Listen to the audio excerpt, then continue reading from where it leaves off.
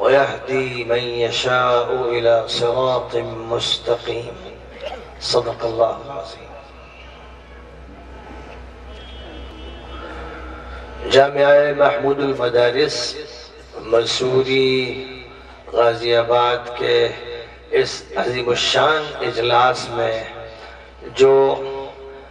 امن عالم کانفرنس کے عنوان سے منعقد کیا جا رہا ہے، مجھے یہ سعادت نصیب ہو رہی ہے کہ میں آپ سے گفتگو کروں۔ آج مدرسے کی طرف سے امن عالم کی کانفرنس منعقد کرنے کی ضرورت کیوں پیش آ رہی ہے؟ جہاں تک امن عالم کا تعلق ہے، اس کی ذمہ داری اللہ تعالیٰ کی طرف سے آخری نبی پر اور آخری امت پر ڈالی گئی تھی۔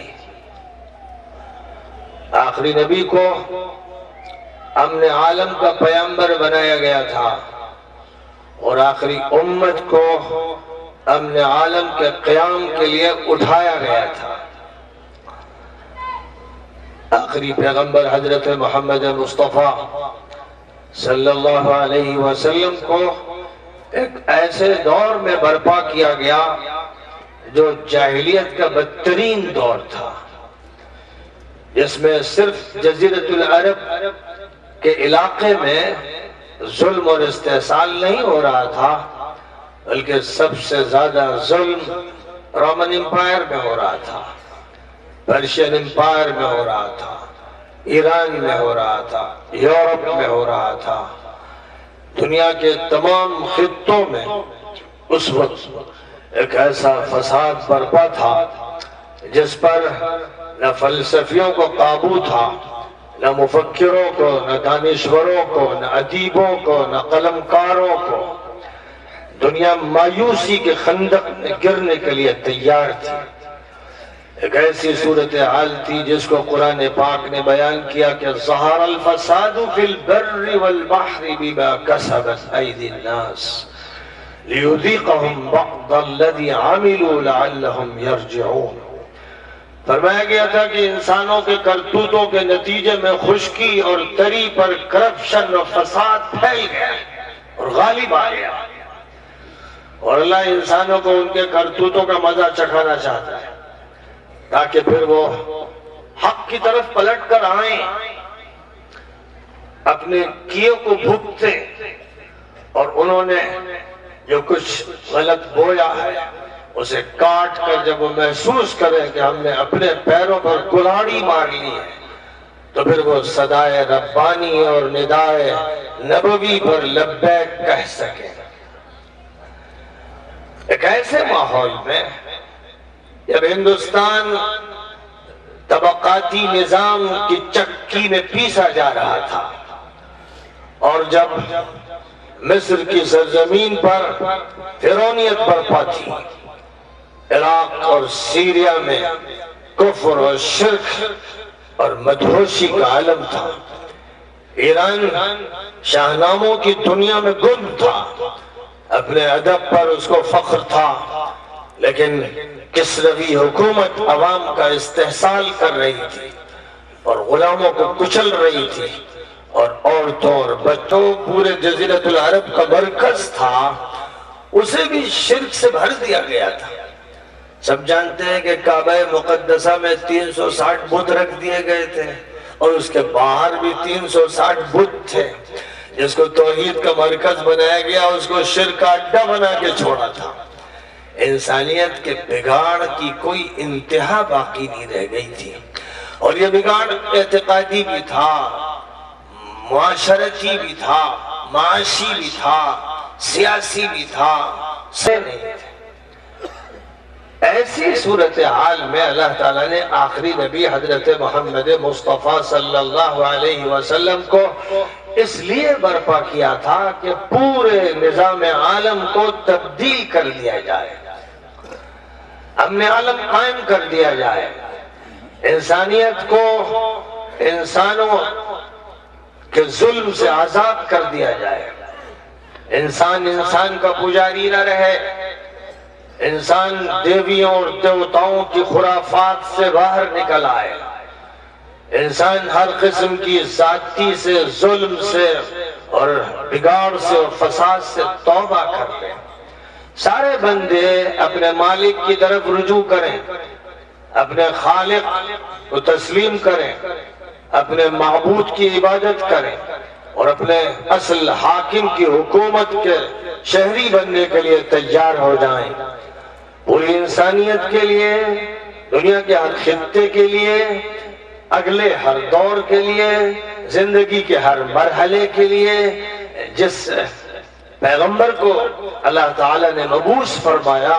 وہ پیغمبر محمد عربی علیہ السلام ہے، جن کے بارے میں فرمایا هو الذي ارسل رسوله بالهدى ودين الحق ليظهره على الدين كله ولو كره المشركون۔ وہ اللہ ہے جس نے اپنے رسول کو ہدایت دے کر اور دین برحق دے کر اس لیے بھیجا کہ وہ تمام ادیان، مذاہب، فلسفوں، نظریات، طریقوں اور نظاموں پر غالب آ جائے اور اس دین متین کو غالب کر دے۔ 4 صدی اچھے حال سے نہیں گزری تھی۔ عیسیٰ علیہ السلام جو بنی اسرائیل کے آخری پیغمبر تھے، ان کے ساتھ تو یہ ظلم یہودیوں نے کیا کہ وہی پال جو ہمیشہ انہیں ستاتا رہا اور دکھ دیتا رہا، ان کی آسمان پہ اٹھائے جانے کی جو حقیقت تھی اس کو بھی چھپانے کے لیے اور ایک ڈرامہ رچنے کے لیے 3 دن کے بعد وہ سامنے آیا اور یہ کہنے لگا کہ عیسیٰ مسیح آسمان سے نمودار ہوئے اور مجھ سے کہنے لگے او پال تو کب توبہ کرے گا؟ تو میں کانپ گیا اور پھر میں نے ان کو مان لیا۔ یہ ڈرامہ کر کے وہ عیسائیوں کے پاس آیا اور عیسائی عوام اپنی نادانی میں، اپنی سادگی میں اس عیار کے شکار ہو گئے، اور یہ وہ عیار ہے جس نے عیسائیت کو تبدیل کر کے چھوڑا، توحید کے مذہب کو شرک کا مذہب بنایا، تثلیث کا مذہب بنایا۔ جو مذہب آیا تھا جزا و سزا کا قانون بتانے، اس میں فدیے کا ایک نیا قانون لوگوں کو سمجھا دیا کہ عیسیٰ مسیح صلیب پر چڑھا دیے گئے، اپنے تمام پیروکاروں کا فدیہ انہوں نے ادا کر دیا۔ اب اللہ تعالیٰ کسی کو نہیں پکڑے گا، جو عیسیٰ کو مانے گا اس کی بخشش کا فیصلہ ہے۔ اور صرف یہی نہیں کیا، اس مجرم نے عیسائیوں کے لیے سور کو حلال قرار دیا، شراب کو عام کیا، ایک طرف عقیدہ بگاڑا، دوسری طرف تہذیب تباہ کی، پورے سماج کو تباہ کر دیا۔ تو عیسائیت اپنی اصل شکل کو پہلے ہی مرحلے میں کھو بیٹھی۔ چھوٹے چھوٹے حلقے اور گروہ ایسے باقی رہ گئے جو حضرت عیسیٰ کو اللہ کا پیغمبر مانتے تھے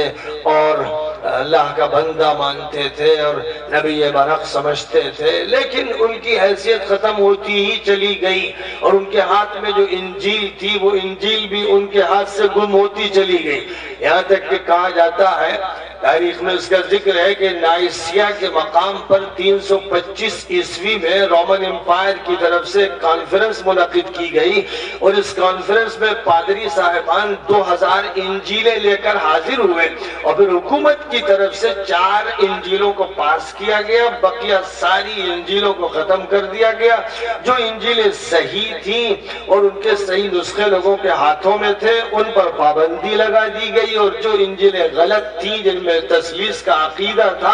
اور بگاڑ تھا ان کو منظوری دے دی گئی۔ وہی 4 انجیلیں آج تک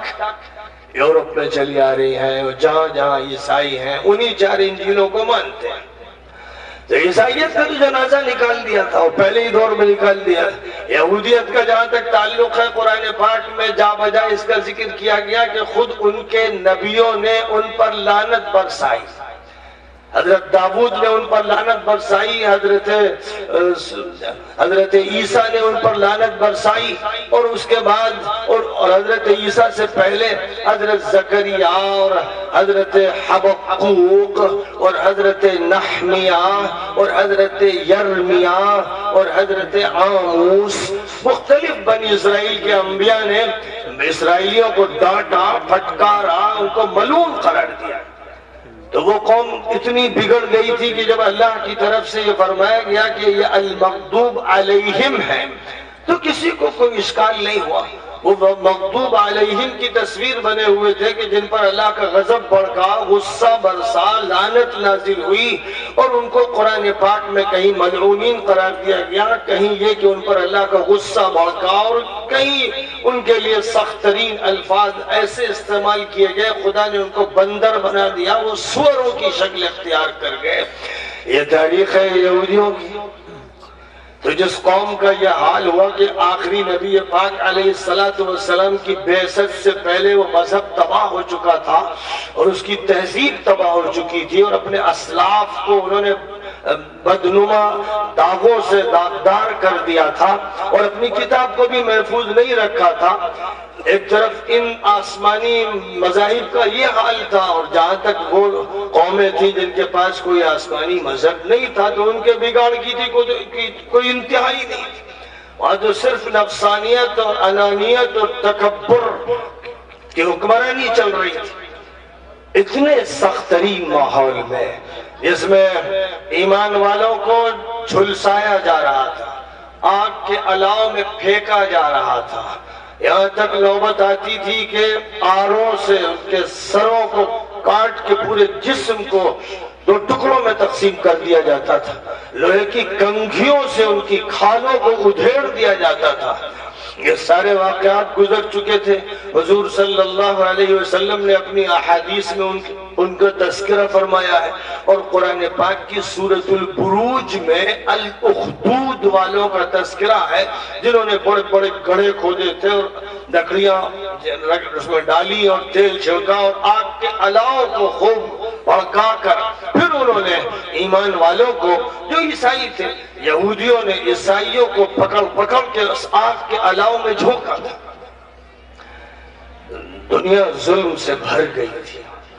اور جب دنیا ظلم سے بھری تھی اور مکہ مکرمہ میں بھی غلاموں پر ظلم ہو رہا تھا، عورتوں پر ہو رہا تھا، بچوں پر ہو رہا تھا، مسافروں پر ہو رہا تھا، پردیسیوں پر ہو رہا تھا، جب یہ ظلم ہو رہا تھا اور عیاشی اور شراب نوشی اور جوا اور سٹے بازی کا ماحول تھا اور کوئی روکنے والا نہیں تھا، اس وقت اللہ تعالیٰ نے غار حرا میں جبرائیل امین کو حضرت محمد صلی اللہ علیہ وسلم کے پاس بھیجا. قرآن کے جن بولوں کے ساتھ بھیجا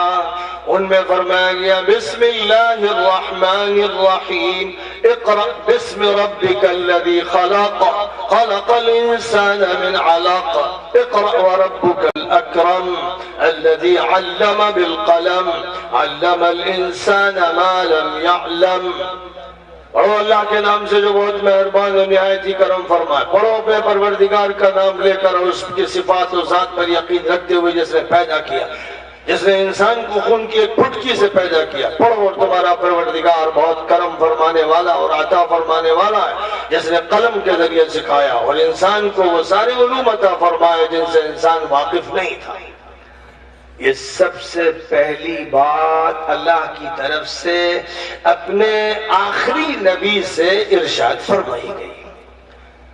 دنیا میں عیاشی ہو رہی ہے، ظلم ہو رہا ہے، استحصال ہو رہا ہے، غلط حکومتیں ہیں، غلط عہدیدار و منصبدار ہیں، شراب نوشی ہے، ہر طرح کا بگاڑ و فساد ہے. اس کے لیے پڑھو سے کیا ہوگا؟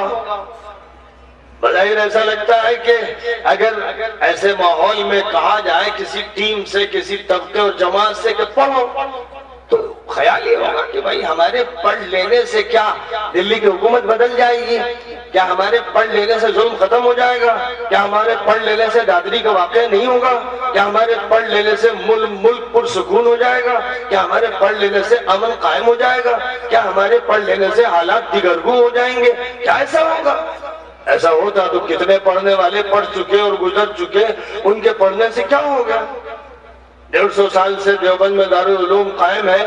تو اس کے قیام سے کیا ملک کی قسمت بدل گئی؟ اور 125 سال سے لکھنؤ میں ندوۃ العلماء قائم ہے تو کیا اس سے قسمت بدل گئی؟ اور علی گڑھ میں مسلم یونیورسٹی قائم ہے تقریباً 125-150 سال سے تو کیا اس نے ملک کی قسمت بدل دی؟ سوال ہے. ظاہر ہے کہ یہ سوال اگر کیا جائے تو اس کا جواب تو دینا پڑے گا نا. کہ فرمایا جا رہا اقرا، پڑھو، اور یہ بات فرمائی جا رہی اس حالت میں جس کے بارے میں خود قرآن کہہ رہا ہے ظہر الفساد فی البر والبحر بما کسبت ایدی الناس، لوگوں کے کرتوتوں کے نتیجے میں خشکی پر، تری پر، یعنی سمندروں میں، دریاؤں میں، خشکی پر، ہر جگہ کرپشن ہی کرپشن ہے۔ تو کرپشن کے ازالے کے لیے آخری نبی صلی اللہ علیہ وسلم کو جو مہم سونپی گئی وہ پڑھنے کی مہم تھی۔ یہ کون سی پڑھائی تھی؟ اس پڑھائی کے اندر کون سے معجزے تھے؟ کون سی بجلیاں کون رہی تھیں؟ کون سے بادل گرج رہے تھے؟ یہ پڑھائی کیسی انقلابی پڑھائی تھی؟ کیا چیز اللہ تعالیٰ نے اس پڑھائی کی قسمت میں رکھی تھی؟ اور اس پڑھائی سے جزیرۃ العرب میں کون سی تبدیلی آنی تھی؟ کسی کے ذہن میں بھی اس وقت نہیں آ سکتا تھا۔ آخری نبی حضرت محمد مصطفیٰ صلی اللہ علیہ وسلم کو تو خود حال یہ تھا کہ جب پہلی وحی آئی تو آپ کانپ گئے، تھر تھرا گئے، دل لرز گیا، پسینے سے شرابور ہو گئے۔ گھر آ کر آرام فرمایا، پھر حضرت خدیجہ رضی اللہ تعالیٰ عنہ سے اپنی وحی کا واقعہ جب سنایا تو فرمایا مجھے تو اپنے بارے میں ڈر لگ رہا ہے، ایسا لگ رہا ہے کہ میں برداشت نہیں کر سکوں گا، میرا ہارٹ فیل ہو جائے گا۔ یہ کیفیت تو خود آپ پر طاری تھی۔ اور جب حضرت خدیجہ ورقہ ابن نوفل کے پاس لے گئیں جو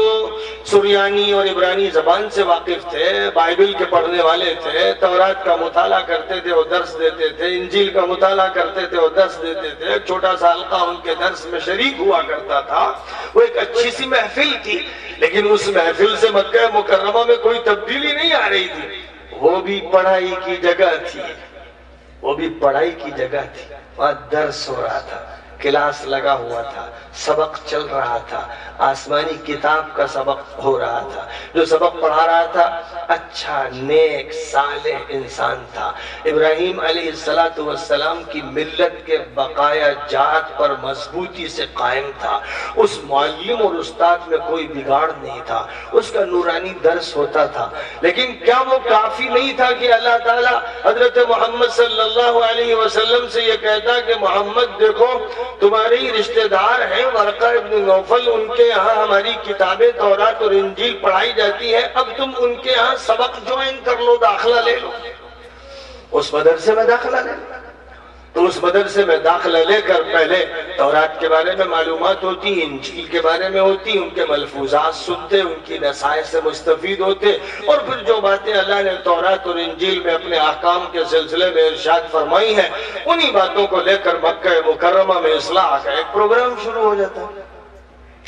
لیکن اللہ کو یہ منظور نہیں ہوا، اللہ کو یہ منظور ہوا کہ غار حرا میں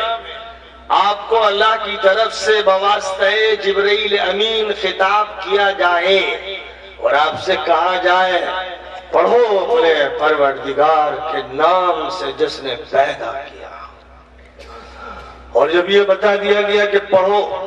اس مالک اور رب کے نام سے جو خالق ہے، جس نے سب کچھ بنایا اور پیدا کیا، انسان کو بھی پیدا کیا، حیوان کو بھی پیدا کیا، چرند و درند و پرند سبھی کو پیدا کیا، جمادات کو بھی کیا اور نباتات کو بھی کیا، معدنیات کو بھی پیدا کیا اور سماوات کو بھی پیدا کیا، فضاؤں کو بھی پیدا کیا، ستاروں سیاروں کو بھی پیدا کیا، جتنی بھی چیزیں اس دنیا میں ہیں سب کو پیدا کیا۔ اور جب سب کو پیدا کیا اور ہمارے لیے پیدا کیا، وَمَا خَلَقَ لَكُم مَّا فِي الْأَرْضِ جَمِيعًا، جو بھی زمین میں ہے تمہارے لیے پیدا کیا ہے۔ اللہ فرما رہا جو بھی زمین میں ہے اللہ نے تمہارے لیے، اے مسلمانوں، اے ایمان والوں، اے نبی کے امتیوں، اے اللہ کے بندوں، تمہارے لیے پیدا کیا ہے۔ اور جب تمہارے لیے پیدا کیا ہے تم اگر اس کو چھوڑ دو گے کہ یہ لادینوں کے لیے ہے، یہ ملحدوں کے لیے ہے، یہ کمیونسٹوں کے لیے ہے، یہ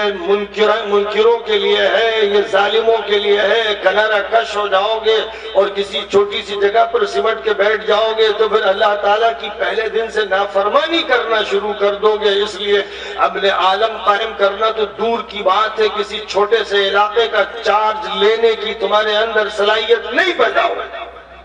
چھوٹے سے علاقے کا چارج نہیں لے سکتے، ایک تھانے کی پولیس کا کام نہیں کر سکتے، ایک نرسنگ ہوم اور ہاسپٹل کے ڈاکٹروں کا کام نہیں کر سکتے، ایک کورٹ کے وکیلوں کو اور ججوں کا کام نہیں کر سکتے، کسی مصرف کے نہیں، کسی مصرف کے نہیں، صرف جی سکتے ہو، اپنی جان ڈھو سکتے ہو، چارہ کھا سکتے ہو، باڑے میں رہ سکتے ہو اور کسی طرح زندگی کے اس بوجھ کو ڈھو سکتے ہو، اس سے زیادہ کوئی کام تمہارے بس میں نہیں، تم نے اپنی حالت ایسی کر لی ہے۔ تو اللہ نے اپنے نبی پاک علیہ السلام سے کہا کہ خالق کائنات کی موجودات و مخلوقات کو پڑھنا شروع کرو، اللہ کی نشانیوں کو پڑھو، اللہ کی اس دنیا کو پڑھو، آسمانوں کو پڑھو، زمین کو پڑھو، اس کی تہوں کو پڑھو، اس کے سیال و جامد مادوں کو پڑھو، فضا میں اس نے جو کچھ بکھیر رکھا ہے اس کو پڑھو، اس پر غور کرو۔ ان فی خلق السماوات والارض واختلاف اللیل والنہار لآیات لأولی الالباب الذين يذكرون الله قياما وقعودا وعلى جنوبهم ويتفكرون في خلق السماوات والأرض ربنا ما خلقت هذا باطلا سبحانك فقنا عذاب النار۔ بے شک آسمانوں، فضاؤں اور زمین کی تخلیق میں، رات و دن کی گردش میں بڑی نشانیاں ہیں عقل مندوں کے لیے۔ کون سے عقل مند؟ مسلمانوں میں کتنے عقل مند ہیں؟ انگلی پر گنے چنے جانے والے لوگ ہو گئے ہیں۔ آج تو دعویٰ یہ ہے کہ عقل مندی اب لادینوں کے ہاتھ میں ہے۔ عقل مندی اکیڈمیز سے ملتی ہے، لائبریریز سے ملتی ہے، ریسرچ سینٹر سے ملتی ہے، یونیورسٹیز سے ملتی ہے، کالجز سے ملتی ہے۔ اب جو عقل مندی مل رہی ہے وہ جن اداروں سے مل رہی ہے وہ ادارے مسلمانوں کے پاس ہے ہی نہیں۔ مسلمانوں کے پاس جو ادارے ہیں وہاں سے دینداری ملتی ہے، نماز ملتی ہے، روزہ ملتا ہے، طہارت ملتی ہے، زکوٰۃ ملتی ہے، وہاں یہ سب تو ملتا ہے، لیکن کیا عقل مندی بھی ملتی ہے؟ یہ بھی ایک سوال ہے۔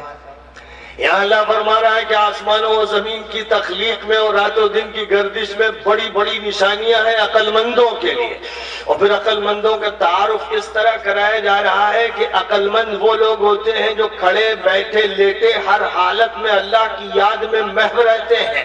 اللہ کی یاد سے کسی لمحے وہ غافل ہو ہی نہیں سکتے۔ ان کی نگاہ جدھر اٹھ جائے وہ ذرے کو دیکھیں یا وہ ستارے کو دیکھیں یا پانی کو دیکھیں یا خشکی کو دیکھیں یا ہوا کو محسوس کریں،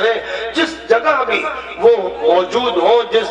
منظر پر ان کی نگاہ پڑ جائے، جو کان میں کلمہ پڑ جائے، ہر جگہ خدا کے جلوے ہیں، خدا تعالیٰ کی قدرت کے مظاہر ہیں، اسی کی تخلیقات ہیں، جدھر دیکھتا ہوں بس اسی کو دیکھتا ہوں، تو اس سے غافل کیسے ہو سکتا ہوں؟ وَكَم مِّنْ آيَةٍ فِي السَّمَاوَاتِ وَالْأَرْضِ يَمُرُّونَ عَلَيْهَا وَهُمْ عَنْهَا مُعْرِضُونَ۔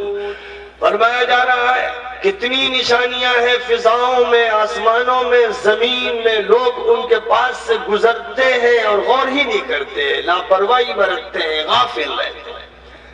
یہ لوگ عقل مند نہیں۔ عقل مند ہونے کے لیے شرط ہے کہ رات و دن، صبح و شام کھڑے بیٹھے لیٹے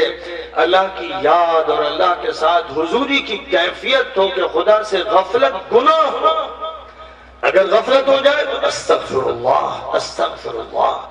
حضور صلی اللہ علیہ وسلم ہر وقت زبان سے ذکر نہیں کرتے تھے لیکن دل سے ہر وقت ذاکر رہتے تھے۔ عائشہ صدیقہ رضی اللہ تعالی عنہ کہتی ہے کان رسول اللہ صلی اللہ علیہ وسلم یذکر اللہ علی کل احیانہ۔ حضور صلی اللہ علیہ وسلم ہم وقت اللہ کا ذکر کرتے تھے، ہم وقت، اور تھوڑی دیر کے لیے ادب میں جو خاموشی اختیار کرنی پڑتی تھی یا ایک ایسی کیفیت میں وقت گزرتا تھا کہ ڈر لگتا تھا کہ سوچنے میں بھی بے ادبی نہ ہو جائے، یعنی بیت الخلا جب آپ جاتے تھے تو اس سے باہر نکل کر کہتے تھے غفرانک، اے اللہ تیری مغفرت چاہتا ہوں، اے اللہ تیری مغفرت چاہتا ہوں۔ یہ مغفرت جو طلب کی جاتی تھی کہ ذکر کا اضطراری وقت جو ایسا نکل گیا اس پر بھی مغفرت طلب کی جا رہی ہے۔ اور اللہ تعالیٰ کے انعامات پر شکر جتنا ادا ہونا چاہیے، نبی کو یہ احساس ہمیشہ رہتا تھا کہ وہ ہم سے ادا نہیں ہوتا تو بھی اللہ تعالیٰ سے مغفرت کے طلبگار ہوتے تھے۔ تو رسول اکرم صلی اللہ علیہ وسلم سے جب یہ فرمایا گیا، پوری دنیا جاہلیت کا دور گزار رہی تھی، ہر طرف فساد تھا، جہل تھا اور ذاتیہ تھی، اس وقت اللہ کہہ رہا تھا اقرأ باسم ربک الذی خلق، پڑھو اپنے پروردگار کے نام سے جس نے پیدا کیا۔ تو یہ کون سی پڑھائی تھی؟ یہ بڑی انقلاب انگیز پڑھائی تھی۔ یہ وہ پڑھائی تھی جس کا پہلا مدرسہ صفا و مروہ جو پہاڑیاں ہیں، ان میں مروہ پہاڑی کے پیچھے حضرت ارقم کا چھپا ہوا گھر تھا۔ پہلا مدرسہ جو قائم کیا گیا وہ حضرت ارقم کے گھر میں قائم کیا گیا، کیونکہ وہ سب سے زیادہ گلی میں محفوظ جگہ پر تھا کہ اس پر نگاہ نہیں پڑتی تھی کون آیا کون گیا، اور وہ دور تھا رازدارانہ تعلیم کا۔ جو تعلیم شروع کی جا رہی تھی وہ کھلے بندوں نہیں، اس کہیں صحن میں نہیں ہو رہی تھی، وہ تعلیم کہیں نمایاں جگہ پہ نہیں ہو رہی تھی، ڈنڈورا اس کا نہیں پیٹا جا رہا تھا، کوئی بھی ایڈورٹائزمنٹ نہیں ہو رہا تھا۔ یہ مرحلہ چونکہ انقلابی تعلیم کا شروع ہونا تھا، اگر ویسی تعلیم ہوتی جیسے ورقہ ابن نوفل اپنے گھر میں درس دے رہے تھے، آپ آج کہیے درس قرآن، فلاں مسجد میں درس قرآن، فلاں مسجد میں درس قرآن، مدرسے میں درس قرآن اور درس حدیث، یہ سب درس ہو رہے ہیں۔ ورقہ ابن نوفل کا درس اس دور کے لیے ویسے ہی تھے، یہ مولویانہ دروس چل رہے تھے، حافظ جی کی قرات چل رہی تھی، اور جو بھی عبادت کسی سے بنتی تھی وہ عبادت ہو رہی تھی۔ لیکن اللہ تعالیٰ کی مرضی یہ تھی کہ اس پر قناعت سے کام نہیں چلنے والا ہے۔ اب جو نظام تعلیم دیا جانے والا ہے، پہلے سیکریسی کے ساتھ خفیہ مکان میں اس کی تعلیم ہوگی، اس کی تربیت دی جائے گی، افراد تیار کیے جائیں گے، پھر ایک مرحلے سے گزارنے کے بعد اس کا اعلان ہوگا، ڈھنڈورا پیٹ دیا جائے گا، پھر اس کے بعد اس تعلیم کو اوپن تعلیم کا ایسا نظام بنا دیا جائے گا کہ کوئی گھر، کوئی کوچہ، کوئی گلی، کوئی بازار، کوئی تھیٹر، کوئی مجمع، کوئی پہاڑی، کوئی مجمع کی جگہ باقی نہ رہنے پائے جہاں تک اس مدرسے کی آواز نہ پہنچ جائے، پیغام نہ پہنچ جائے۔ تو 3 سال تک دار ارقم میں تعلیم و تربیت کا انتظام چلتا رہا۔ یہ وہ تعلیم تھی جو اللہ کی آخری کتاب کی تھی، یہ وہ تعلیم تھی جو آخری نبوت کی تھی، یہ وہ تعلیم تھی جس کا تعلق آسمان سے تھا، یہ وہ تعلیم تھی جس کا تعلق لوح و کرسی اور عرش سے تھا، یہ وہ تعلیم تھی جس کے فیصلے ملک الملوک کر رہا تھا، یہ وہ تعلیم تھی جس کا سبق احکم الحاکمین پڑھا رہا تھا، یہ وہ تعلیم تھی جس نے آسمان سے علم کی ایک بارش کر رکھی تھی، یہ وہ تعلیم تھی جو خفیہ طور پر دی جا رہی تھی۔ 3 سال کے بعد اللہ تعالیٰ کی طرف سے فیصلہ ہوا کہ اب اس تعلیم کو عام کر دینا۔ یہ جو محدود پیمانے پر ایک کمرے میں ہو رہی تھی، اب اسے عام کر دینا،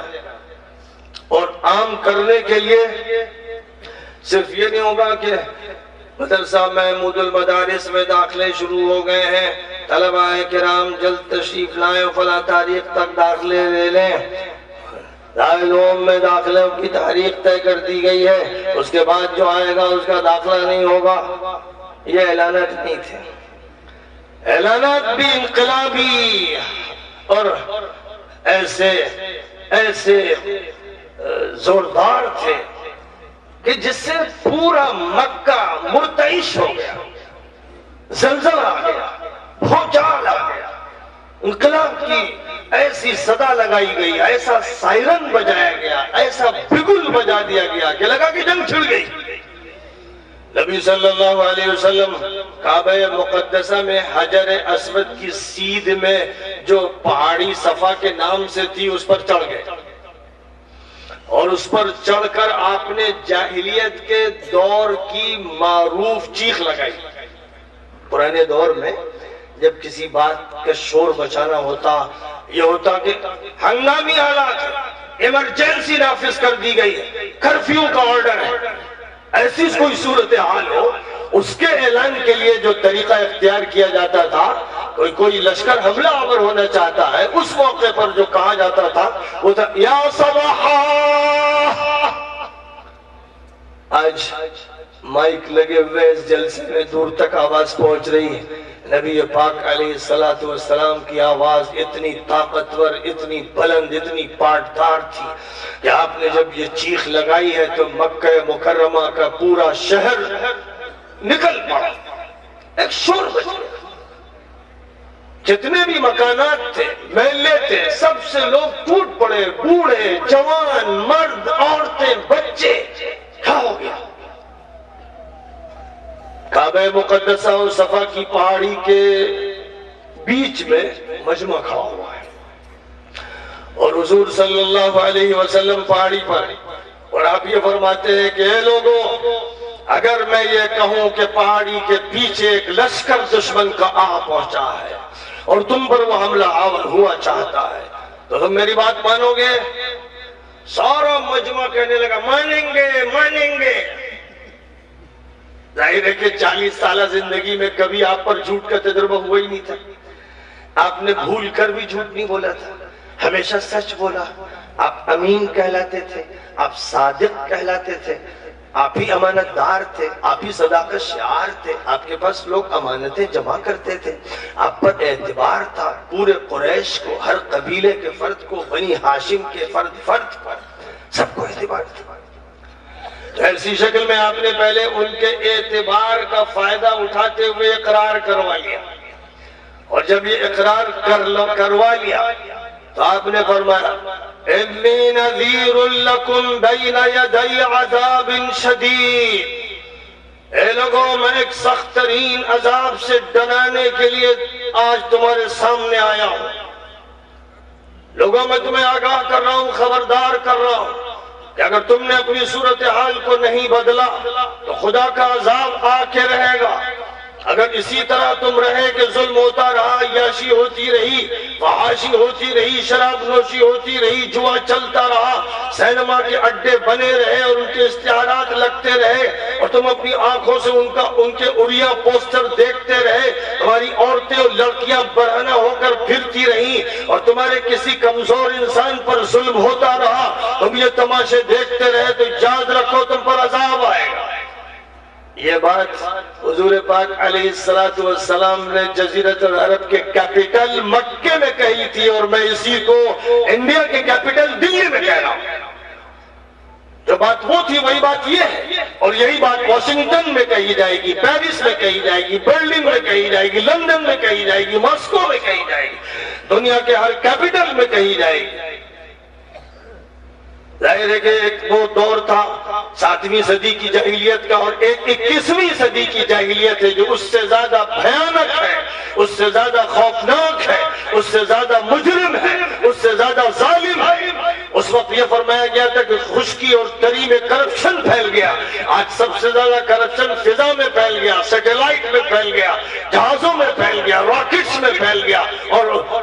بمباری کرنے والے جہازوں کے اندر سب سے زیادہ کرپشن اور فساد پھیل گیا. آسمانوں پر سے بموں کی بارش کر کے آج کے دور میں انسانوں کے چتھڑے اڑائے جا رہے ہیں. آج جیسا دور تاریخ انسانی نے کبھی نہیں دیکھا. ہلاکو اور چنگیز بھی مات کھا گئے. نئے دور کے ہلاکو اور نئے دور کے چنگیز اس 7ویں صدی ہجری کے ہلاکو اور چنگیز سے زیادہ خوفناک، خطرناک، قاتل و مجرم ہے. یہ آدم خور بھیڑیے ہیں، ان کو انسان کا خون لگ گیا ہے. یہ ہے دور جاہلیت. نبی کھڑے ہوئے صفا کی پہاڑی پر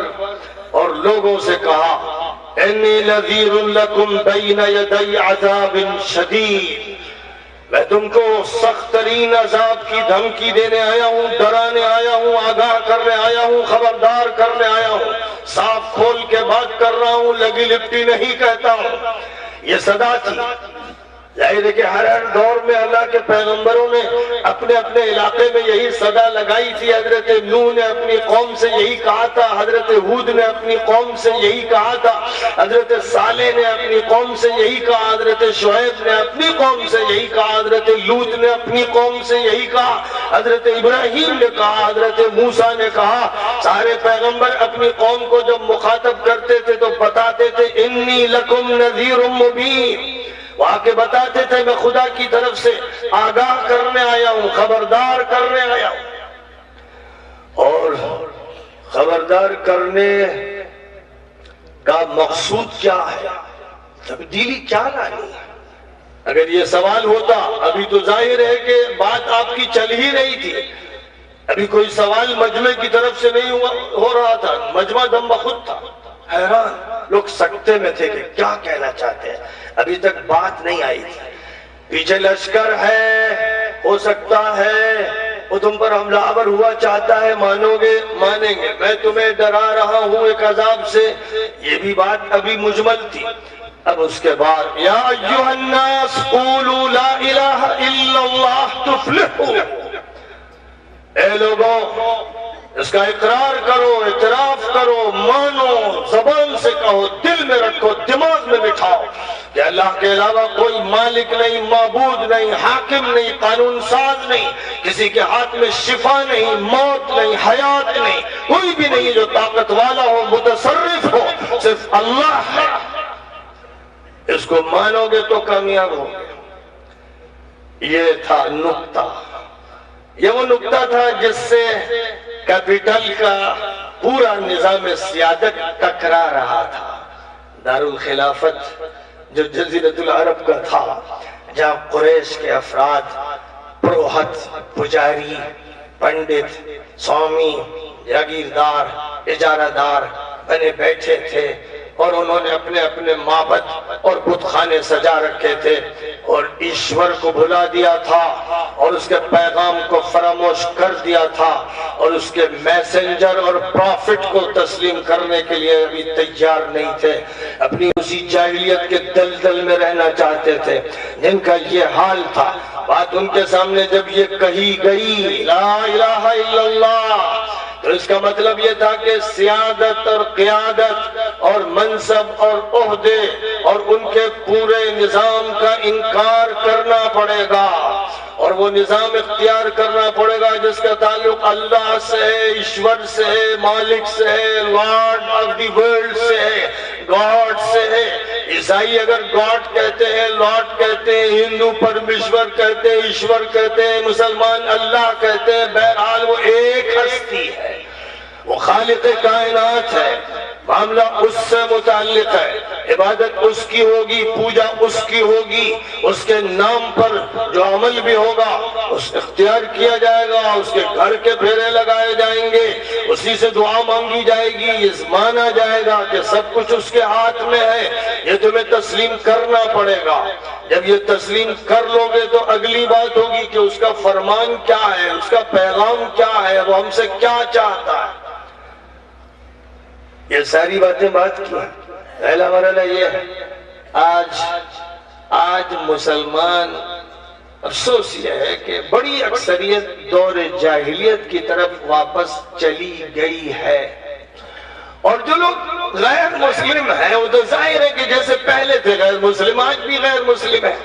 اور اللہ تعالیٰ کی طرف سے جو کلمہ لا الہ الا اللہ عطا فرمایا گیا، یہ غیر مسلموں کے لیے عطا فرمایا گیا، کیونکہ جب نبی پاک علیہ السلام یہ کلمہ لے کر اٹھے تو آپ کے علاوہ کوئی فرد تھا ہی نہیں جو اس کلمے کا جاننے والا اور ماننے والا تھا۔ آپ نے جب اس کلمے کا تذکرہ کیا تو خدیجہ نے مانا، اور زید نے مانا، اور علی نے مانا، اور ابو بکر نے مانا، اور ورقہ نے مانا، سب سے پہلے تو انہوں نے ہی مانا۔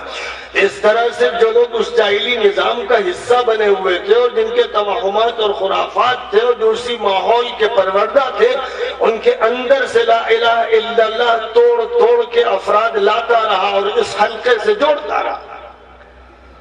اور اس کے بعد ان کو یہی کام سونپا گیا کہ اب وہ لا الہ الا اللہ ہر کوچے تک پہنچا دیں، ہر بازار میں، ہر مجمع میں، ہر پہاڑی پر، ہر وادی میں اسی کو سنائیں۔ یہ حکم ہوا تھا۔ مدرسہ 3 سال تک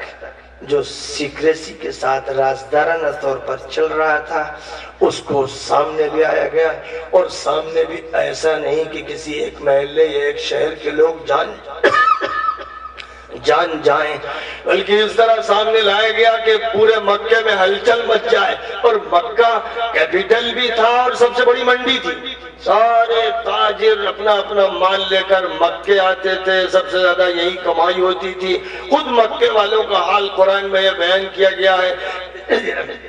کہ جب گرمی کا زمانہ ہوتا تو وہ سفر کرتے سیریا کا، اور سیریا میں گھومتے پھرتے، چرچز کو دیکھتے، کلیسا کو دیکھتے، بازاروں میں جاتے، ایکسپورٹ امپورٹ کرتے، اور جب زمانہ آ جاتا سردی کا تو یمن چلے جاتے، اور پھر یمن میں جا کر کاروبار کرتے، ملتے ملاتے۔ تو یمن جزیرۃ العرب کے بالکل ساؤتھ میں ہے، اور سیریا بالکل نارتھ میں ہے، اور جزیرۃ العرب سے وہ باہر ہے، اور یمن بھی اس وقت باہر تھا۔ اس پورے علاقے میں خود قریش پھر رہے تھے، اس لیے جب یہ ہلچل مچا، شور مچا، زلزلہ برپا ہوا تو فطری بات تھی کہ آواز ہر قبیلے میں پہنچ گئی، جو لوگ آتے تھے ان تک پہنچ گئی، اور جو جاتے تھے ان سے پہنچ گئی۔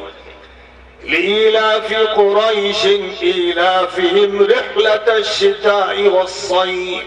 فليعبدوا رب هذا البيت الذي أطعمهم من جوع وآمنهم من خوف۔ قریش بڑے خوگر ہیں جاڑے اور گرمی کے سفروں کے۔ یہاں یہ نہیں بیان کیا گیا کہ کس علاقے میں سفر ہوتا تھا، لیکن اس کی تفسیر میں ذکر کر دیا گیا کہ ایک سفر سیریا کا، شام کا ہوتا تھا، ایک سفر یمن کا ہوتا تھا، اور صرف انہی میں محدود نہیں رہتا تھا، اور جن جن علاقوں میں چاہتے تھے جاتے تھے۔ تو جب اعلان مکہ مکرمہ میں صفا کی پہاڑی پر کیا گیا کہ جو مدرسہ قائم کیا گیا تھا دار ارقم میں، اس مدرسے کو کھول دیا گیا، پوری انسانیت کے لیے اس مدرسے کا اعلان ہو گیا۔ دعوت جو دی گئی وہ تمام آبادی کو دی گئی، ہر کس و ناکس کو دی گئی، ہر گاؤں ماہ کو دی گئی، ہر مرد و عورت کو دی گئی، ہر جوان و بوڑھے کو دی گئی۔ سب کو سنا دیا گیا کہ اب آغاز یہاں سے، لا الہ الا اللہ۔ تو نبی پاک علیہ السلام نے مکہ مکرمہ کے اس دوسرے دور میں جو عمل کیا، یاد رکھو مسلمانوں، جب تک دلی میں یہ عمل نہیں ہوگا، اور جب تک یہی عمل حضور والا کولمبو میں نہیں ہوگا، اور یہی عمل جب تک یورپ کے ایک ایک کیپٹل میں اور امریکہ اور روس میں نہیں ہوگا، اور جب تک یہ عمل دنیا کے ہر خطے میں نہیں ہوگا، نبی پاک علیہ السلام کے اسوے اور طریقے اور سنت پر عمل شروع ہی نہیں ہوگا،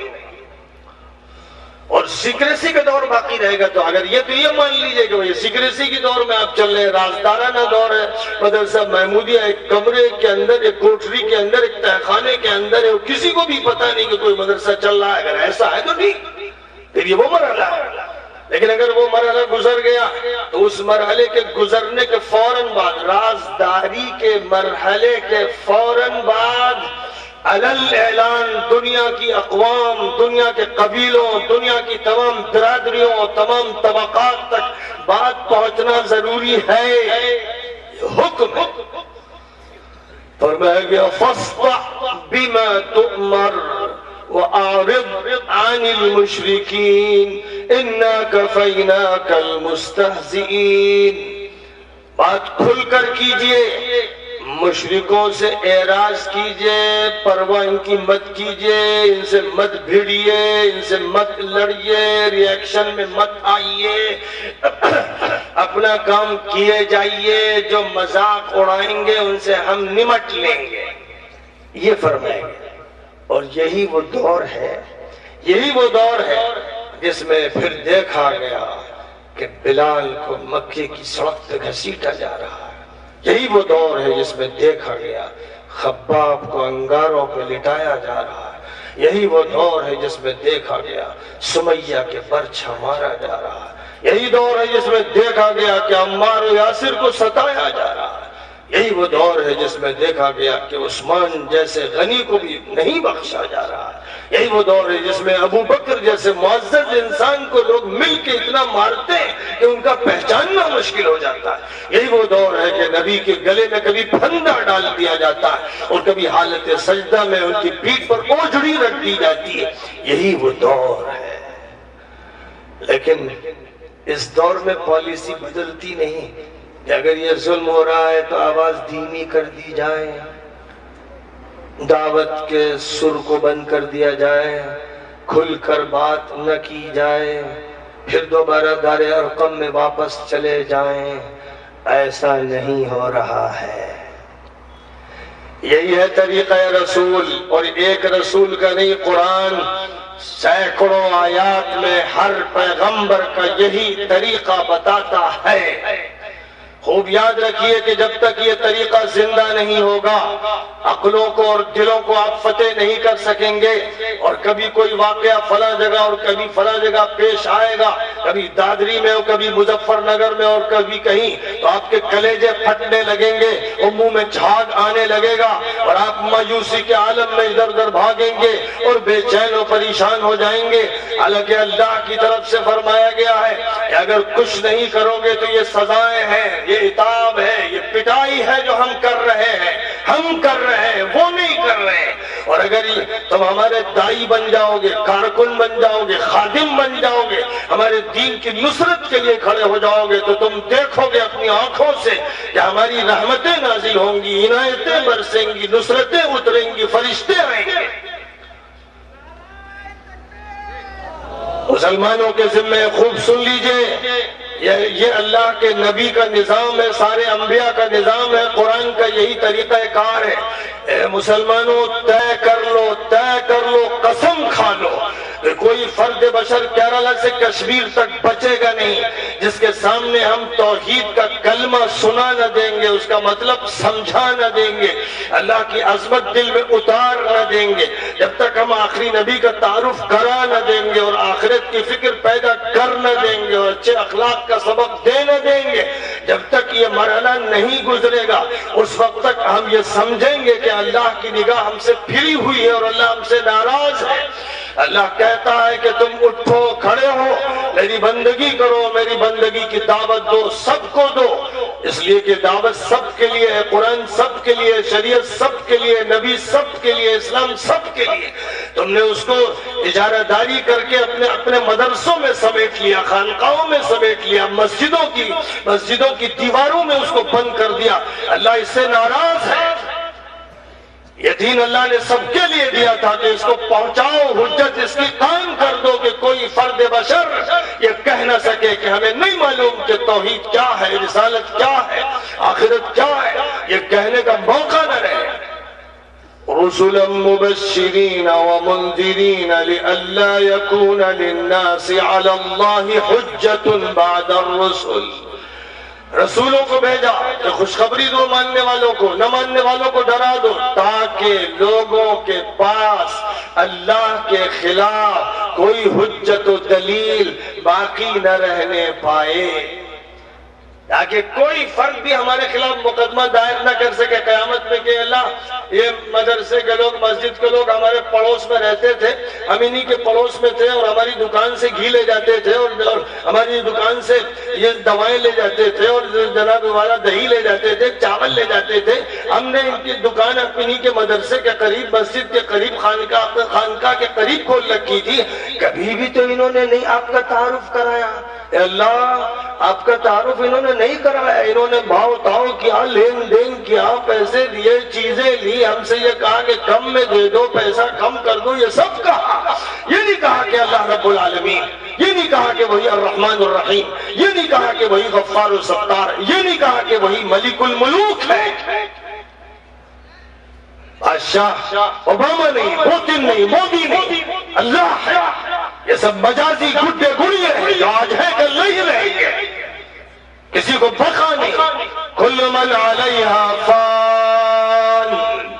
جو بھی ہے دھرتی پر اس کو مٹ جانا ہے۔ وَيَبْقَى وَجْهُ رَبِّكَ ذُو الْجَلَالِ وَالْإِكْرَامِ، ذو الجلال والاکرام ذات باری تعالی ہی کو صرف بقا ہے۔ یہ عقیدہ تمہارے دلوں میں کہاں چلا گیا؟ تمہاری آگ بجھ گئی، تمہارے سینوں میں راکھ کا ڈھیر ہے،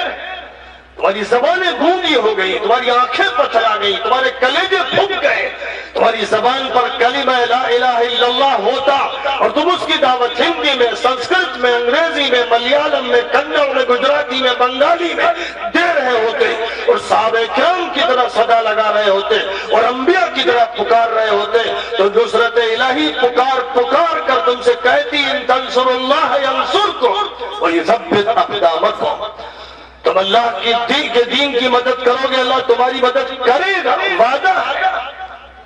اِنَّا لَنَنْصُرُ رُسُلَنَا وَالَّذِينَ آمَنُوا فِي الْحَيَاةِ الدُّنْيَا وَيَوْمَ يَقُومُ الْأَشْهَادُ،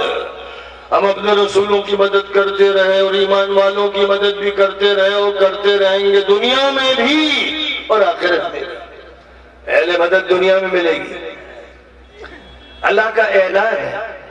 الا ان حزب اللہ هم المفلحون۔ لوگوں کان کھول کر سن لو کہ اللہ کی پارٹی ہی کامیاب ہوگی۔ کہاں ہے اللہ کی پارٹی؟ اللہ کی پارٹی کہاں ہے؟ اے مسلمانوں، تم نے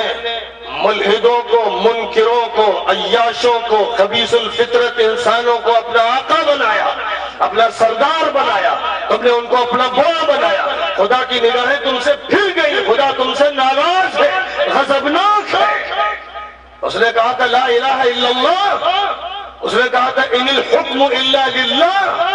کہا تھا امر اللہ تعبدوا الا ایاہ، کہا تھا ثم جعلناک علی شریعۃ من الامر فاتبعها، تم سے یہ کہا تھا حاکم میں ہوں، مالک میں ہوں، معبود میں ہوں، قانون ساز میں ہوں۔ تم نے کہا کہ پارلیمنٹ قانون ساز ہے، اسمبلی قانون ساز ہے۔ تم نے کہا کہ وہ گھس خودہ لیڈر تمہارا لیڈر ہے۔ تم نے کہا کہ وہ ملحد و دہریہ تمہارا آقا و مالک ہے۔ تم نے یہ کہا، تمہارے عمل نے کہا، اس لیے خدا تم سے ناراض ہے۔ یاد رکھو انی نذیر لکم بین یدی عذاب شدید، میں نبی کا ایک غلام اور امتی تم سے کہہ رہا ہوں کہ ابھی تو کچھ دیکھا نہیں، ابھی تو عذاب الہی کے کوڑے برسائے جائیں گے اگر تم اٹھے نہیں اور الا ان حزب اللہ هم المفلحون کی صدا نہیں سنی، اور انا لننصر رسلنا والذین آمنوا کی صدا تم نے نہیں سنی، وان جندنا لهم الغالبون کی صدا اگر نہیں سنی، اور اللہ کے وعدے نہیں سنے، انا کفیناک المستہزئین اگر نہیں سنا، تو پھر سن لو کہ ہر چیز تمہیں سنائی جائے گی اور کلام الہی سے تمہارے کان محروم ہو جائیں گے۔ چند بچوں کا کام نہیں ہے کہ وہ قرآن مدرسے میں پڑھ لیں اور بقیہ مستیاں کرتے رہیں، دکانیں چلائیں، کاروبار چلائیں، فلمیں دیکھیں، آنکھوں کو گندا کریں، حرام کھائیں، سود کھائیں، جوا سٹے میں لگے، ہر طرح کی بدماشی اور عیاشی کریں اور پھر مسلمان رہیں۔ عید کی نماز اور بقرعید کی نماز اور کوئی جمعے کی نماز پڑھ کر دعویٰ کرے کہ وہ مسلمان ہے۔ مسلمان وہ ہے جس نے اپنے کو، اپنی خواہش کو، اپنے فکر کو، اپنے نظریے کو، رسم کو، رواج کو، اپنی ہر چیز کو اللہ کے لیے قربان کر دیا۔ مسلمان وہ ہے۔ قل ان صلاتي ونسكي ومحياي ومماتي لله رب العالمين لا شريك له وبذلك امرت وانا افضل المسلمين۔ کہہ دو کہ میری نماز، میری قربانی، میری زندگی، میری موت صرف اللہ کے لیے، اس کا کوئی شریک و ساجی نہیں، مجھے اسی کو حکم دیا گیا۔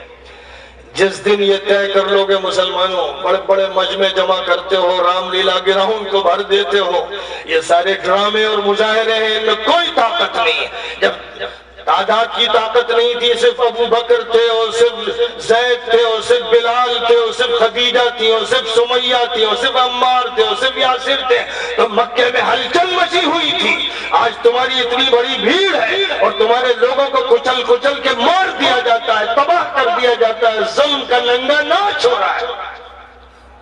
وجہ اس کی صرف یہی ہے کہ کام چھوڑ دیا گیا ہے۔ جس دن کام اختیار کر لیا جائے گا، اس دن ادھر چیلنج چلا جائے گا۔ چیلنج ہمارے پالے میں ڈالا گیا ہے، ہم اس چیلنج کو ان کے پالے میں ڈال دیں گے۔ تمہارا عقیدہ غلط ہے، فکر غلط ہے، نظام غلط ہے، معاشیات غلط ہے، سماجیات غلط ہے، تعلیم غلط ہے، تربیت غلط ہے، پورا سسٹم شیطانی ہے، ابلیسی ہے۔ ہم تم کو ایک اللہ کی طرف دعوت دیتے ہیں، ہم ایشور کی طرف بلاتے ہیں، ہم صحیح معنی میں گیتا اور ویدوں کی تمہیں دعوت دیتے ہیں۔ ہم یہ کہتے ہیں کہ ویدوں میں توحید کا سبق ہے اور گیتا میں اس کے گیت ہے۔ اے قوم تو کہاں جا رہی ہے؟ جب یہ بات ان کو سناؤ گے، قرآن کے بول ان تک پہنچاؤ گے اور نبی کا تعارف منتقل کرو گے اور کلمہ لا الہ الا اللہ کی سربلندی کے لیے فکر مند ہو جاؤ گے، تو اللہ کو تم پر پیار نہیں آئے گا؟ جو آدمی تمہارا کام دوڑ دوڑ کے کرے تو تمہیں اس سے محبت ہو جاتی ہے کہ کتنی فکر میری کر رہا ہے، جوتی بھی سیدھی کرتا ہے، کپڑے پہنوانے لگتا ہے، وضو مجھے کرا دیتا ہے، ہاتھ پیر میرے دباتا ہے، کتنا یہ عزیز ہے۔ ظاہر ہے کہ فطرت ہے۔ تو اللہ کا کام کرو گے، اللہ کا نام لو گے، اللہ کی تسبیح پڑھو گے، اللہ کے اسماء حسنہ سناؤ گے، ہر کافر و مشرک کے کان میں کلمہ توحید ڈال دو گے، پیغمبروں کو تعارف کراؤ گے، تو اللہ کو پیار نہیں آئے گا۔ ایسے لوگوں سے اللہ محبت کرتا ہے، پھر ان کو نصرت ملتی ہے، پھر ایسا حال ہوتا ہے کہ قرآن پاک میں تو کیا عظیم نصرت کا تذکرہ فرمایا گیا ہے کہ حیران ہو جاتی ہیں عقلیں۔ ان الذین قالوا ربنا اللہ ثم استقاموا تتنزل علیہم الملائکہ ألا تخافوا ولا تحزنوا وأبشروا بالجنة التي كنتم توعدون نحن أولياؤكم في الحياة الدنيا وفي الآخرة ولكم فيها ما تشتهي أنفسكم ولكم فيها ما تدعون نزلا من غفور رحيم۔ جو لوگ یہ کہیں گے کہ ہمارا رب، ہمارا مالک، ہمارا خالق، ہمارا پروردگار، نگہداشت فرمانے والا، دیکھ ریکھ کرنے والا، ربوبیت کا جو صاحب ہے اور مالک ہے اللہ ہے، کہیں گے ڈنکے کی چوٹ پر کہیں گے، ہر جگہ کہیں گے ثم استقاموا، اور اسی پر جم جائیں گے، ڈٹ جائیں گے، کسی کو رزاق نہیں مانیں گے، کسی کو ممیت اور محیی نہیں مانیں گے، کسی کو نافع اور ضار نہیں مانیں گے، کسی کو شافی نہیں مانیں گے، کسی کو بھی رحمان اور رحیم نہیں مانیں گے، کسی کو بھی قہار اور جبار نہیں مانیں گے، کسی کو بھی حاکم اور مشرع نہیں مانیں گے، صرف اللہ کو مانیں گے۔ جب ایسا کریں گے اور اس پر جمیں گے، فرمایا تتنزل علیہم الملائکہ، ان پر فرشتے اتریں گے، ان پر،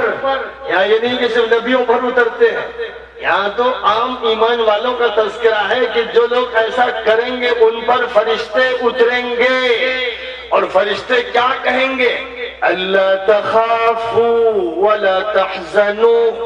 مت ڈرو، مت ڈرو، کسی حکومت سے، کسی طاقت سے،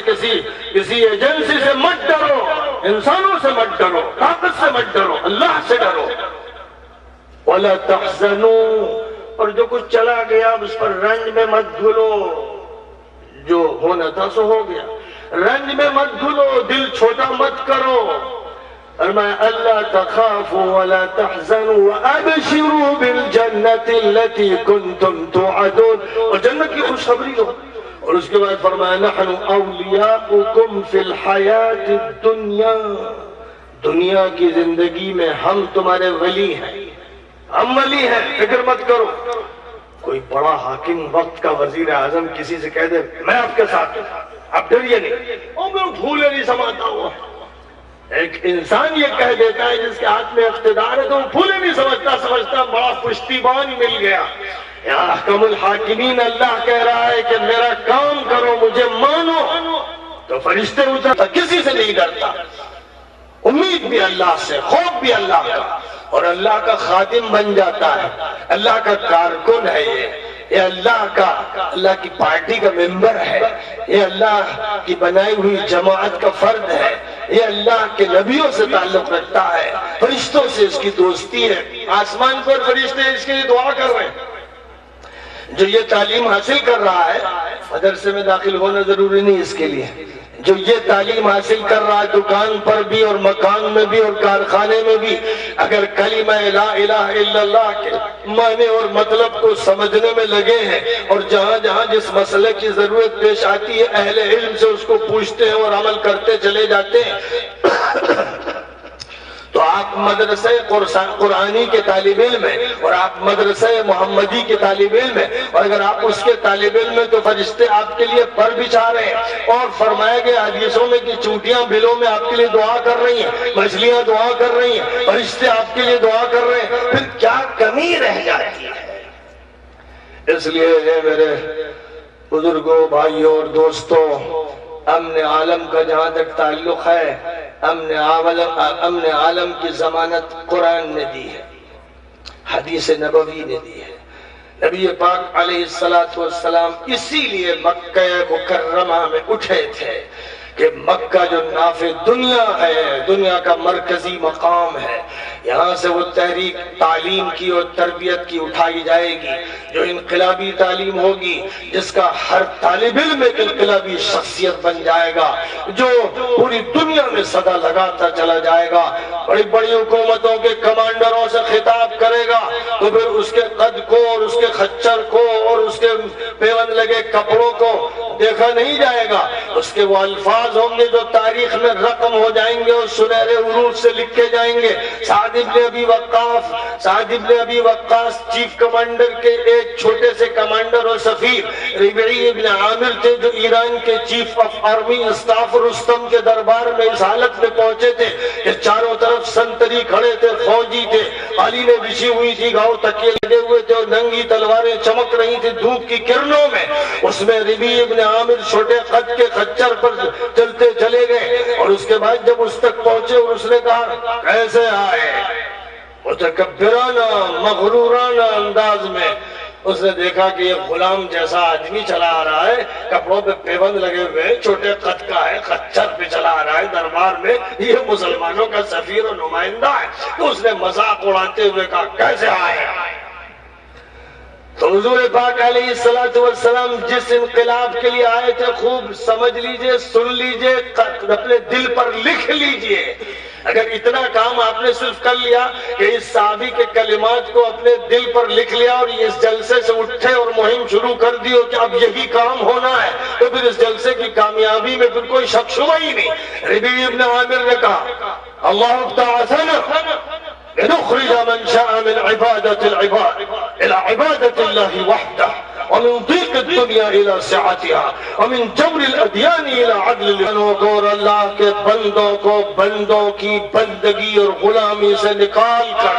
اللہ کی بندگی میں داخل کر دیں۔ لرزا دینے والی بات۔ اور چیف کمانڈر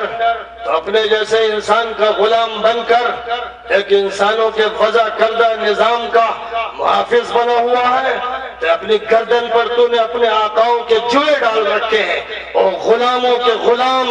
تو سن لے کہ ہم لوگ انسانوں کی آزادی کے لیے اٹھے ہیں، ہم غلامی کے جوئے توڑنے کے لیے، زنجیروں کو کاٹ کے پھینک دینے کے لیے اٹھے ہیں۔ ہم اس لیے اٹھے ہیں کہ تمام انسانوں کو، عرب کے ہو یا عجم کے، چائنا کے ہو یا امریکہ کے، پوری دنیا کے انسانوں کو انسانوں کی غلامی سے نکال کر اللہ کی غلامی میں داخل کریں گے، اور تمام مذاہب کے ظلم سے نکال کر اسلام کا عدل و انصاف عطا کریں گے، اور دنیا کی تنگیوں سے نکال کر دنیا کی وسعتیں اور آخرت کی وسعتیں عطا کریں گے۔ اتنے زبردست کلمات ہیں، اتنی طاقت پر مبنی ہیں، ایسا عقیدہ ہے فولادی، جس بات یہ ہے کہ وہ ہل کے رہ گیا ہو، اس میں کوئی شک نہیں کہ مورخین کا بیان ہے کہ وہ ہل گیا، اس کے وجود پر زلزلہ طاری ہو گیا۔ یہ وہ حقائق تھی، یہ وہ زبان حقانی تھی، اور یہ کردار تھا جس کردار کی ترجمانی زبان کر رہی تھی، تو اس کے زبردست اثرات پڑے۔ پھر آپ سب جانتے ہی ہیں کہ کس طرح سعد ابن ابی وقاص کی فوجوں نے مارچ کرنا شروع کیا اور آگے بڑھتے چلے گئے۔ پہلے تو دریا میں گھوڑے ڈال دیے کہ یہ دین پھیلنے کے لیے آیا ہے، بڑھنے کے لیے آیا ہے، اللہ اس کو ڈبو نہیں دے گا۔ سلمان فارسی سے سعد ابن ابی وقاص نے پوچھا کہ کیا کہتے ہیں، کشتیاں ہیں نہیں، کیسے ہم لوگ دریا پار کریں؟ تو حضرت سلمان کا جواب بھی بڑا عجیب تھا، کہنے لگے یہ دین ابھی تازہ ہے، اسے دنیا میں چار دانگ عالم میں پھیلنا ہے، اللہ اس کا محافظ ہے، ڈول ڈال دیجئے گھوڑے، اللہ پار کرائے گا۔ یہ بات حضرت سلمان فارسی نے اپنے ایمان و یقین کی بنیاد پر کہی کہ یہ دین جو پھیلنے کے لیے آیا ہے کوئی اس کو سمیٹ نہیں سکتا، تم ہی سمٹتے ہو میاں، تم ہی سکڑتے ہو، تم ہی اپنے کو غلام بناتے ہو، اور اب فیصلہ کر لو کہ تمام غلاموں کو غلامی سے نکالنا ہے تو کون ہے جو تمہیں روک سزا دے سکتے ہیں، ظلم کر سکتے ہیں، لیکن تمہارے پیغام کو روکنے کی کسی میں طاقت نہیں۔ یہ اللہ نے اپنے کلمے میں طاقت رکھی ہے، یہ کلمہ لا الہ الا اللہ، اس کے بارے میں تعلو ولا یعلی علیہ، یہ بلندی کے لیے آیا ہے۔ اللہ کا فیصلہ ہے کہ اسے بلند ہونا ہے، اسے چھوڑ دیتے ہیں لوگ، تب تباہی مچتی ہے۔ تباہی بغداد میں جو مچی تھی 7ویں صدی ہجری میں، جب ہلاکو اور چنگیز کا حملہ ہوا تھا تو معاشرہ تباہ ہو گیا تھا، اس کی سزا ملی تھی۔ اور ہندوستان میں مسلمانوں نے جب لال قلعے میں کبوتر اڑایا، بٹیرے لڑائی اور عیاشیاں کی اور حرم سراؤں کی بھیڑ لگائی، تب انگریزوں کا عذاب مسلط ہوا تھا۔ اب جہاں بھی ہوا ہے کہیں بھی اللہ نے کوئی ظلم نہیں کیا، یہ ہمارے کرتوتوں کا نتیجہ تھا جو پیش آتا رہا۔ آج بھی تم پھر کرتوتوں پہ تلے ہوئے ہو، آج پھر تمہارے جوان فلمیں دیکھ رہے ہیں اور موبائل میں اور یہاں فوٹو دیکھتے ہیں، چیٹنگ کرتے ہیں، گانے سنتے ہیں۔ آج بھی ان کے اندر سپاہیانہ جذبات نہیں پیدا ہوتے، آج بھی وہ دین کے داعی نہیں بنتے، آج بھی تمہارے بڈھے مایوس بیٹھے ہوئے ہیں اور لڑکوں اور لڑکیوں کی شادیوں میں فضول خرچیوں میں لگے، یا وہ مایوس ہیں جو اپنے لڑکوں اور لڑکوں کی شادیاں کر نہیں پا رہے۔ آج بھی تمہارے پیٹ میں حرام لقمے جا رہے ہیں، آج بھی تم سود کھاتے ہو، رشوت کھاتے ہو، سب کچھ ہونے کے باوجود یہ کرتے ہو تو تم اللہ سے کہتے ہو اللہ عذاب جلدی دے۔ اپنی زبان حال سے یہ کہہ رہے ہو، اس سے نکلنا پڑے گا، اور جس دن اس سے نکلنے کا فیصلہ ہندوستان میں انشاءاللہ ہو جائے گا تو پھر طلوع صبح ہونا شروع ہو جائے گی، رات کی تاریکی چاک ہو جائے گی اور غار ہرا سے دوبارہ سورج نکلے گا، اور اقرا بسم ربک الذی خلق کے سبق ہر ہر مدرسے میں پڑھائے جانے لگیں گے، اور پھر دار ارقم کھل کر سامنے آ جائے گا، اور اس کے طلبہ صرف 4-5 اور صرف قوم مسلم کے لوگ نہیں ہوں گے، ہر فرد بشر، ہر غیر مسلم، ہر طبقے کے انسان اس کا طالب علم بنے گا، چاروں لاچار بنے گا، دیر سے آئے گا یا سویرے آئے گا، بہرحال اس کو داخل ہونا ہے۔ اور وہ وقت آئے گا کہ اللہ تعالیٰ کی آیت کریمہ اور سورۃ النصر گویا کہ دوبارہ منطبق ہوگی اور امت اس کی مصداق بنے گی۔ اذا جاء نصر الله والفتح ورأيت الناس يدخلون في دين الله أفواجا فسبح بحمد ربك واستغفر إنه كان توابا۔ جب اللہ کی نصرت آ جائے گی، فتح آ جائے گی، اپنی آنکھوں سے دیکھ لو گے کہ جوک در جوک لوگ اس دین متین میں داخل ہو رہے ہیں، تو پھر بس اللہ کا حکم یہ ہوگا کہ تسبیح پڑھو، اللہ سے استغفار کرو۔ عہد اول میں مکہ فتح ہوا تو اللہ تعالیٰ نے نبی پاک علیہ السلام سے یہ فرمایا تھا، اور پھر ظاہر ہے کہ سیریا فتح ہوا، عراق فتح ہوا، ایران فتح ہوا، مصر فتح ہوا، ہر علاقہ فتح ہوا، تو اذا جاء نصر اللہ والفتح کا مژدہ سنا دیا گیا۔ اور محمد الفاتح نے جب استنبول فتح کیا تو گویا یہ آیت پھر منطبق ہو گئی، اور محمد ابن قاسم نے جب سندھ فتح کیا تو یہ آیت کریمہ پھر منطبق ہو گئی، اور جب یہ ہوا اور ہو رہا اور ہوگا، آیت کریمہ بار بار منطبق ہوتی رہے گی۔ قرآن ہر دور کے لیے اترا ہے، صرف ماضی کی کہانیاں بیان کرنے کے لیے نہیں آیا ہے۔ اگر چاہتے ہو کہ قرآن کے مصداق بن جاؤ تو قرآن کی آیتوں کے آئینے میں اپنے کو ڈھال دو، سانچوں میں ڈھال دو، اور یہ طے کر لو کہ ہم قرآن پاک کو مضبوطی سے تھامیں گے، اور نبی اکرم صلی اللہ علیہ وسلم کی ہر ہر حدیث اور ہر ہر سنت اور سیرت کے ہر ہر پہلو کو مضبوطی سے پکڑ لیں گے، اور پھر اس اسلام اور دین متین کا غلغلہ پوری قوت کے ساتھ ہر ہر جگہ بلند کریں گے، بغیر کسی خوف کے اور بغیر ماضی کے کسی رنج کے ہم اللہ کے اس کلمے کو منتقل کرتے رہیں گے۔ یقین کے ساتھ کہا جا سکتا ہے کہ حالات اتنی تیزی سے بدلیں گے، اتنی تیزی سے بدلیں گے کہ جن کو تم سمجھتے تھے یہ کٹر دشمن ہیں، ایسے لوگ کے جو تلوار لے کر قتل کرنے تمہارے بزرگوں کو نکلنے کا ارادہ کرتے تھے یا نکلتے تھے، وہ اسلام کی جھولی میں پکے پھل کی طرح گریں گے۔ تاریخ پھر عمر کو دہرائے گی، اور تاریخ پھر حمزہ کو دہرائے گی، اور تاریخ پھر کسی دور کے اکرمہ اور سہیل اور ہند اور فلاں کو دہرائے گی۔ تاریخ کا کام یہی ہے کہ وہ دہراتی ہے اپنے کو۔ اگر چاہتے ہو کہ تاریخ اپنے کو دہرائے تو پھر تم پیچھے پلٹ کر عہد نبوی میں چلے جاؤ، صحابہ کرام کی صحبت میں بیٹھو، اولیاء اللہ کا قلب اور جگر اپنے اندر پیوست کر لو، اور سے